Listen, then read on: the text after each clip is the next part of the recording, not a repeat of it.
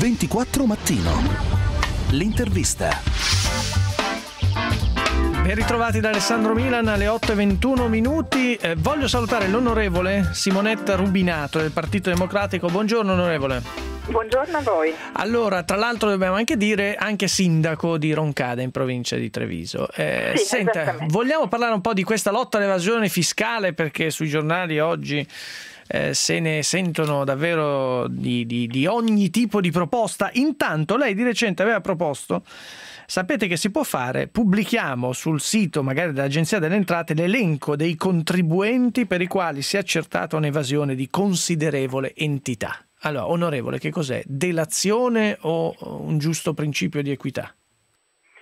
Un giusto principio di trasparenza, io direi, vista la situazione del Paese, il grande evasore fiscale, cioè quello per il quale l'entità dell'imponibile evaso, l'entità dell'imposta non pagata supera una certa soglia e quindi commette reato, a mio avviso è una persona che sta sottraendo risorse al futuro dei giovani del nostro Paese, ad esempio, e quindi è corretto che, come dire, esattamente come per un qualsiasi reato una persona, come dire, viene in qualche modo anche conosciuta al pubblico, così lo sia anche in materia fiscale, anche quando, devo dire, la procedura di accertamento dell'Agenzia delle Entrate, questa è una questione proprio di trasparenza, a mio parere va ovviamente calibrata con una certa prudenza, chiuda il procedimento con un concordato, con un'adesione, un accordo con l'Agenzia delle Entrate. A proposito di concordato, sto sempre parlando appunto di importi che superano la soglia del reato, della fattispecie che costituisce il reato, almeno per quelli. A proposito di concordato, ho sentito che spunta l'ipotesi di un nuovo concordato, cioè misure più dure, soprattutto il redditometro, ma anche un concordato. Qualcuno dice già è un nuovo condono. Beh, qui c'è il vizio purtroppo in questo Paese. Lo Stato in questo in qualche modo è anche un po' complice, devo dire la verità. Io ho sempre ritenuto che bisognerebbe mettere, quando ero al Senato nel 2007 ho presentato un disegno di legge costituzionale per mettere in Costituzione i principi dello Statuto del contribuente, e sto lavorando a una proposta anche in questo momento che per esempio preveda la tutela dei principi di non retroattività dell'imposta, i principi di tutela del principio dell'affidamento del contribuente, tutta una serie di, come dire, correzioni nel rapporto che lo Stato fino ad oggi non si è comportato molto bene col contribuente, e nello stesso tempo anche l'impossibilità di procedere con una maggioranza semplice in Parlamento all'approvazione di condoni e di sanatorie. Credo che il condono alla sanatoria fiscale assomigli molto a un'amnistia, e quindi come per l'amnistia debba servire una maggioranza qualificata dei 2/3. Questo per riequilibrare i paletti di un minimo di rapporto corretto tra Stato e contribuenti. Quindi lo Stato fino a qui qualche volta, cito il ministro Tremonti che scrisse un libro a suo tempo, in qualche modo qualche volta è stato anche un po' criminogeno, nel senso che ha creato anche i presupposti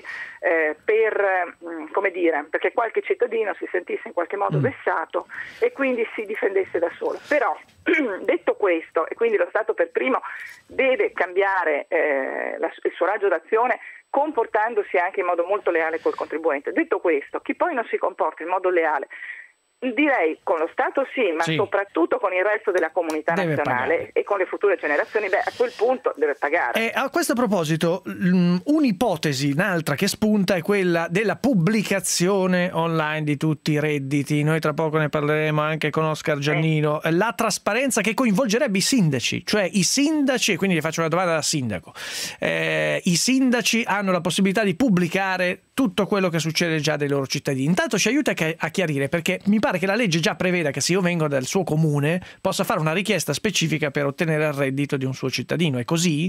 O è una cosa burocraticamente difficile? Sì, questo può essere fatto, e può essere fatto in un arco di tempo, mi pare nel limite di un anno della pubblicazione appunto delle dichiarazioni. Quindi si può fare, quindi già sono pubblici volendo, però uno dovrebbe andare a chiedere nome per nome, no? Sì, le dirò che stiamo toccando un argomento molto delicato in questo caso, nel senso che tra l'altro in questa situazione la situazione difficile che si sta creando nel Paese, ci sono chiare responsabilità ovviamente di chi governa il Paese, e lo ha governato per 8 degli ultimi prossimi 10 anni. In questa situazione la pubblicazione dei redditi, visto anche quello che leggo sui giornali, continue telefonate alla Guardia di Finanza, forte aumento così di cittadini che denunciano altri cittadini, come dire, è un momento un po' delicato questo perché potrebbe innestarsi anche un meccanismo un po' pericoloso. Cioè, un po' pericoloso. Tipo di delazione, di invidia, di gelosia. Esattamente, anche solo di curiosità morbosa o di, come dire, il vicino che guarda il vicino, insomma una cosa molto... Lei lo farebbe, poi magari Roncade, quanti abitanti fa Roncade? 14.000, abbiamo superato i 14.000. Quindi vi conoscete un po' tutti, è un po' più pericoloso. Poi il principio di fondo che, come dire, lo trovo quanto mai singolare, ed infatti viene da questo governo, no?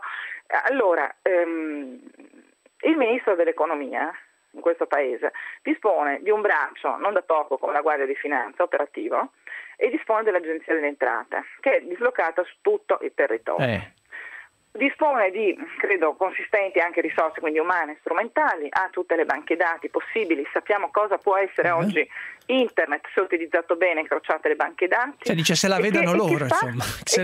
Scarica sui sindaci. Ecco. Ma siamo mentale che stiamo perdendo i fondamentali in questo paese. Cioè dice se la sbrighino da soli a fare la caccia. No, io dico questo, si parla tanto di federalismo.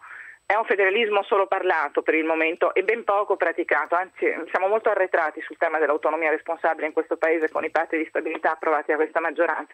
Però io come sindaco sulle imposte che mi competono, sull'ICI per capirci, come tanti altri bravi amministratori, abbiamo fatto la nostra battaglia all'evasione fiscale, perché sulle nostre imposte abbiamo fatto quello che era dovuto, dovevamo far pagare tutti per far pagare tutti di meno. Questa è la regola che dovrebbe valere anche a livello generale, visto che in questo paese chi paga le tasse ne paga troppo.